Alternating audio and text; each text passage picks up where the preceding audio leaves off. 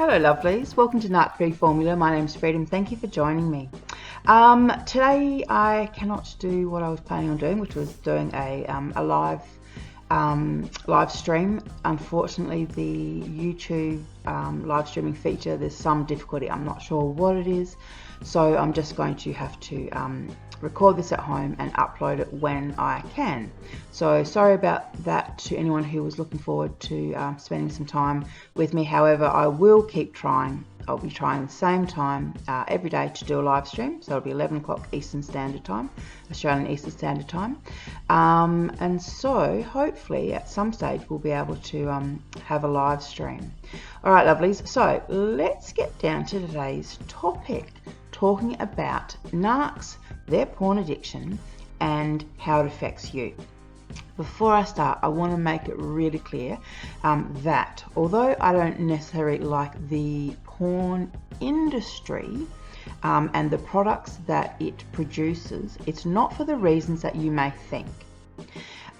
So from the get-go, I need to be clear. My issue is with the fact that porn, the product of porn, tends to be very male-dominated, tends to be very homogenistic. So, you know, it's just this kind of blonde, blue-eyed, big-breasted image kind of put out there as though that is the ideal of beauty, and anything else is seen as fetish, which is, you know, that's not normal.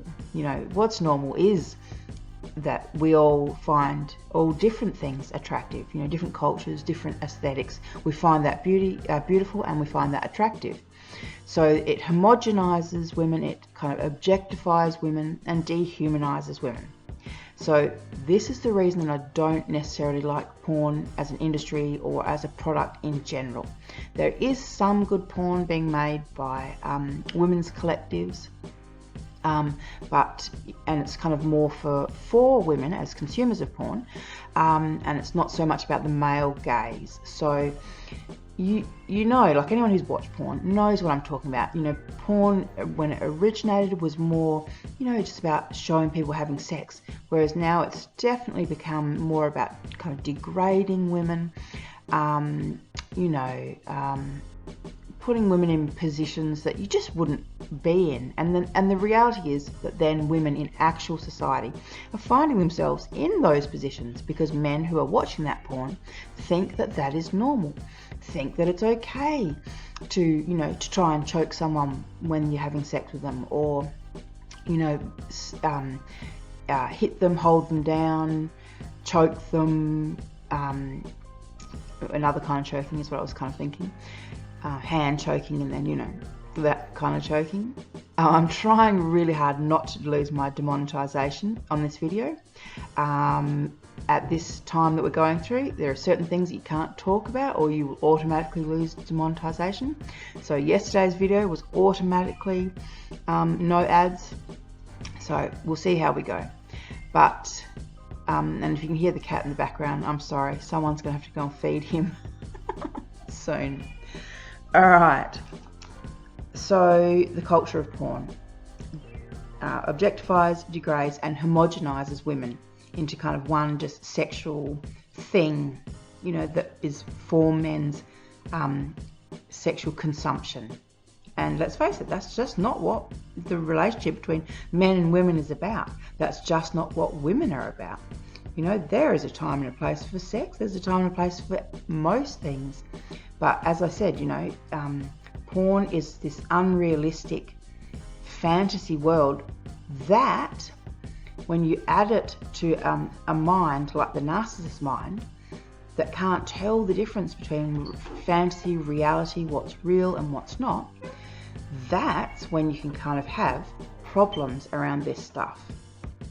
And I just realised, before I proceed, this video will contain some adult content. So if you get embarrassed or nervous about talking about sex, hearing certain words, you know, this is not the video for you. And if you are under the age of 18, this is also not the video for you.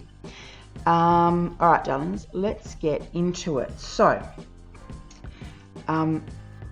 I don't know about you guys, but for me, the best sex that I ever had was more like a dance between two people, you know, and it was about, you know, equality and pleasure and joy, you know, connection and fun and like I said, just more like a dance, like with the energy. When you look at the porn that is out there, you will see, like I said, it's all about kind of the man, his wants, his desires, his needs, and women are just instruments to help him get off, essentially.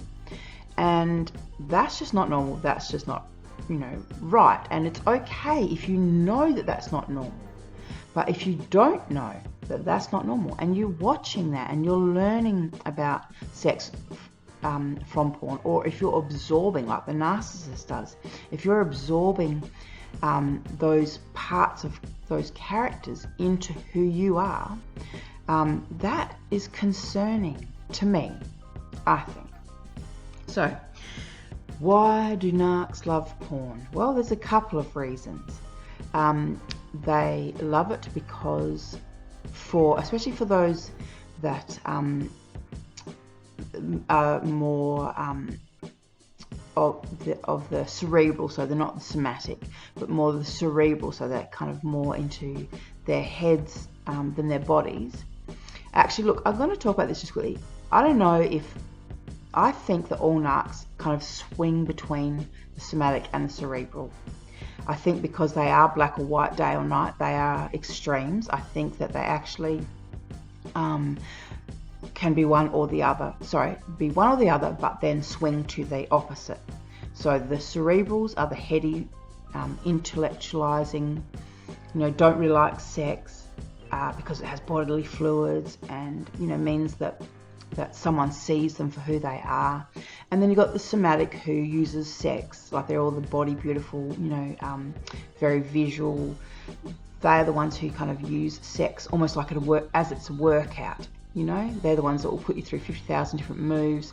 You'll be exhausted the whole time. You won't be able to catch your breath. You won't enjoy it because you're literally being used as a machine, you know, for them to look at themselves, for them to literally, they'll be catching their own gaze in the mirror, in the reflection, in the looking at you. You think they're looking at you, but they're actually looking at their own reflection in your eyes. I mean, that's what the somatics are all about. But like I said, I do believe that all narcissists can at times swing from one extreme to the other. So where was I? So yes, with the porn, you know, it allows them to imagine themselves being in that in the porn itself. You know, a lot of them will use it to get themselves aroused, so before they're actually having sex with their partners, or they will use their partners to help them climax, essentially, after they've been watching porn. You know, so it's an unhealthy relationship that the narcs are having with porn and with their partners, because it's not just with porn, it is with their partners. A lot of women report that their partners likes watching porn more than they do having sex, you know, and that's fine if they're single and that's what they want to do. But when you're in a relationship with someone who's wanting to watch porn, masturbate, and not actually have sex, I mean, what's that going to do to the level of intimacy that you have? What's that going to do to your self-esteem? What's that going to do just to your own sexuality? I mean, obviously that's damaging. Sexuality is a normal and healthy part of all human existence. So to deny someone sex while you're watching porn and masturbating, to me, that's part of the punishment and the devaluation cycle that narcissists use. I don't think that's normal. I think it's toxic and it's abusive, and I believe that they know that that's exactly what it's about. If you can hear Buglugs scratching over here, I've got the rabbit. She's just trying to dig her way down to China. Alright, so they love porn also because, like I said, their ability to imagine themselves as being the main character, and they kind of lose reality between what's going on the screen and what's going on in the bedroom. So they can kind of just imagine themselves as being in this porn movie with whoever this is, you know.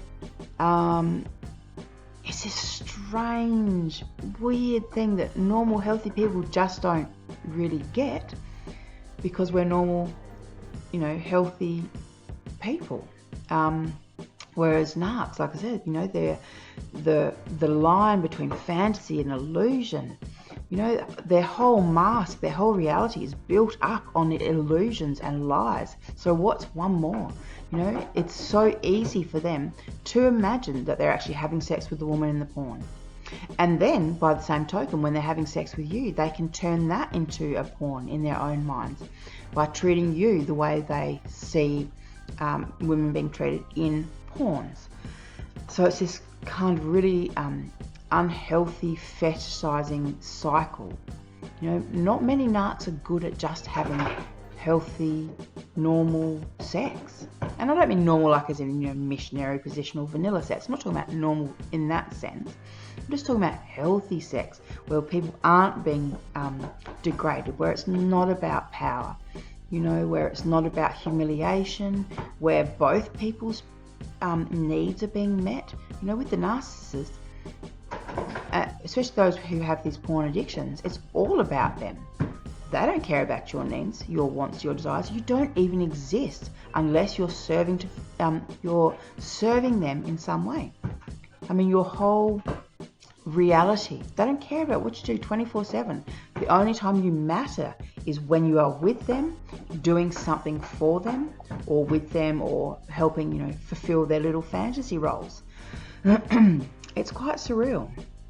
And all of these porn videos, they all have, like I said, man as king, man as boss, man as the dominant, unless it's the fetish. And like I said, that's once again made to look as though it's something really wrong with it.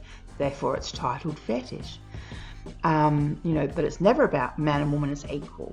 And that is perfect for the narcissist. You know, the narcissist and their false narrative, their false construct. They love to be thought of as being king, as being, you know, godlike.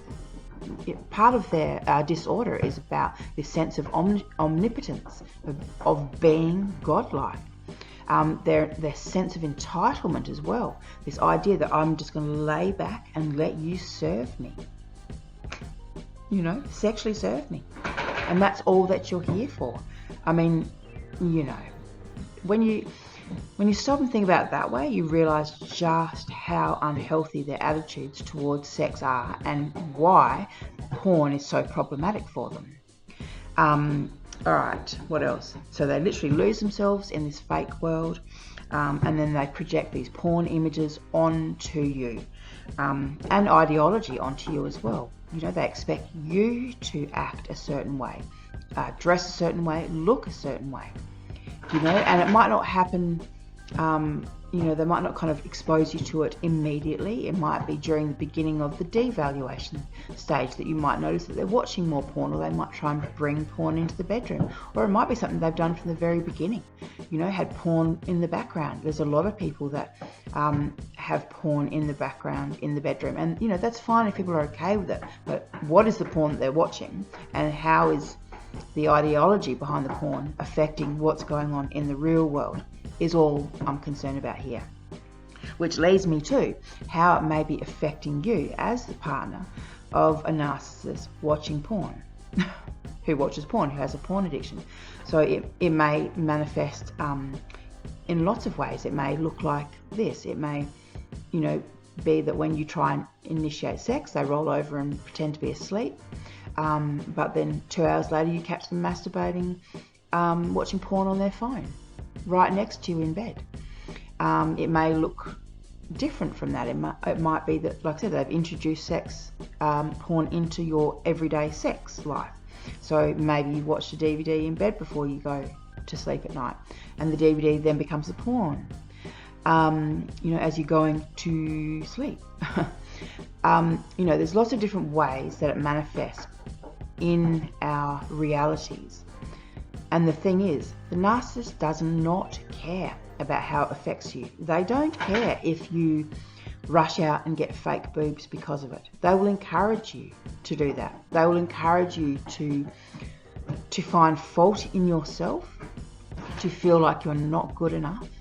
They'll encourage you to go dye your hair blonde, like I said, get fake boobs, fake tans, fake nails. They will keep encouraging that. And it's not because they think you look better that way.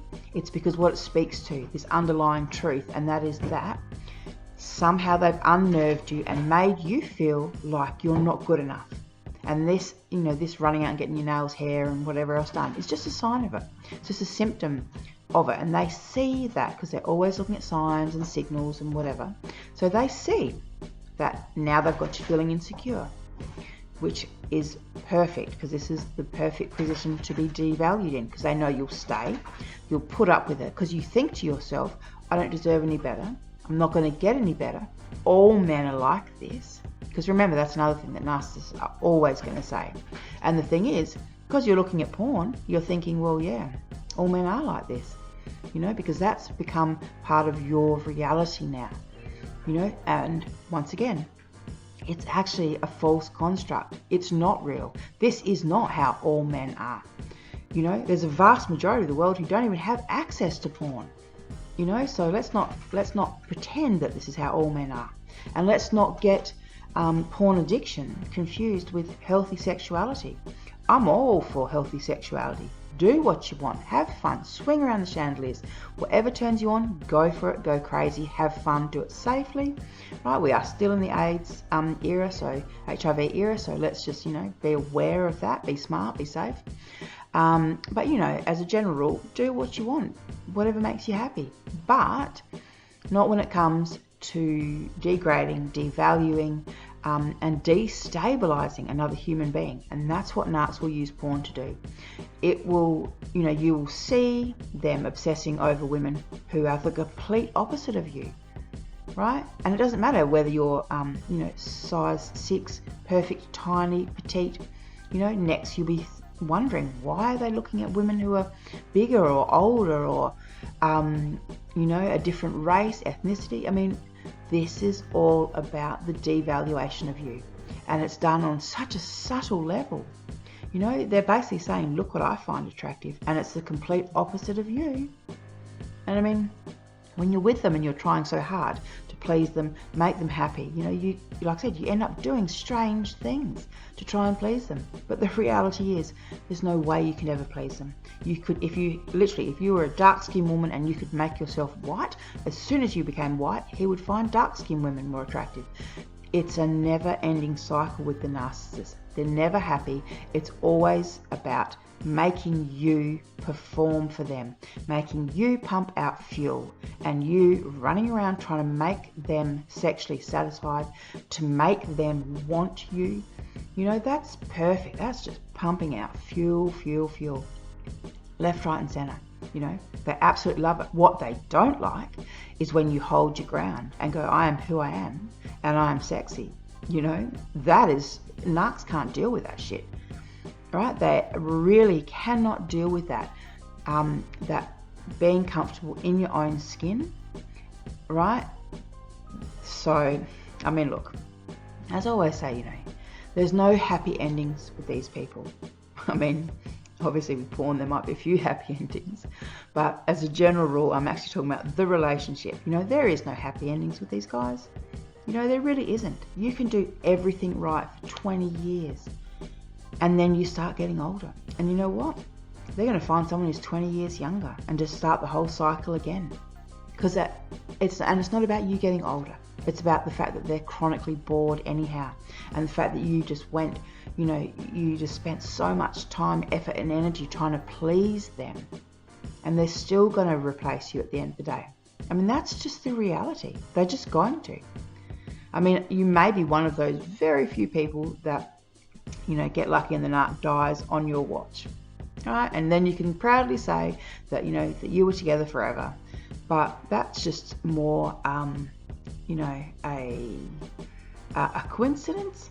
I mean, it's bound to happen. They're going to die. We're all going to die one day, and they're going to die one day too, right? And they're going to die with someone. It doesn't mean that they were happy. It doesn't mean that was a life well spent. It doesn't mean that they were committed. It just means that was the person's bed that they died in, right? Narcs aren't loyal. They don't do commitment, and their obsession with porn just shows you how superficial their connection with you actually is. Just have a think about it, darlings. All right, lovelies, I'm going to get going, and yeah, get narc free, stay narc free. All right, lovelies, thanks for watching. Bye.